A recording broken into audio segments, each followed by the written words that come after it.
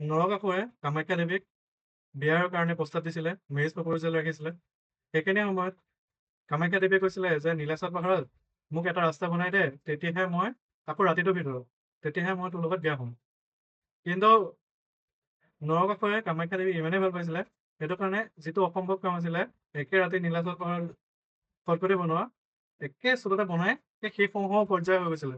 কিন্তু সেই সময়ত কামাখ্যা দেৱীয়ে নৰকাসুৰলৈ বিয়া হ'ব মন নাছিলে, সেইটো বাবে কামাখ্যা দেৱীয়ে কি কৰিলে?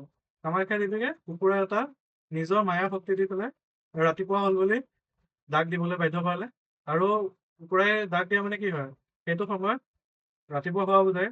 আৰু সেইটো বাবে তেতিয়া নৰকাসুৰ যিটো প্ৰপ'জেল আছিলে ন, মানে বিয়াৰ প্ৰস্তাৱ আছিলে, সেইটো নাকচ হৈ গ'ল ন। সেইটো দেখি নৰকাসুৰে এই লাষ্টৰখিনি কমপ্লিট নকৰাকে লাষ্টত গৈ সেই কুকুৰাটোৰ ওপৰতে খংটো জ্বলালে। অসমৰ কাহিনী, অসমৰ অসুৰ।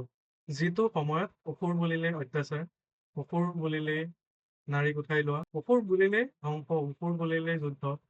সেই সময়ত অসমৰ অসুৰ নৰকাসুৰ তাৰ ব্যতিক্ৰম নাৰীক সন্মান দিব জানিছিলে আৰু লগতে প্ৰেমৰ কাৰণে ইমানখিনি কষ্ট কৰিব পাৰিছিলে।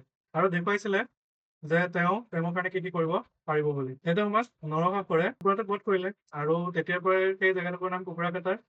আৰু নীলাচল পাহাৰত এতিয়াও সেই ৰাস্তাটো আছে, এতিয়াও মেখেলা ওজা ৰাস্তা বুলি কয়, নহ'লে নৰকাসুৰ খটখটি বুলি কোৱা হয়।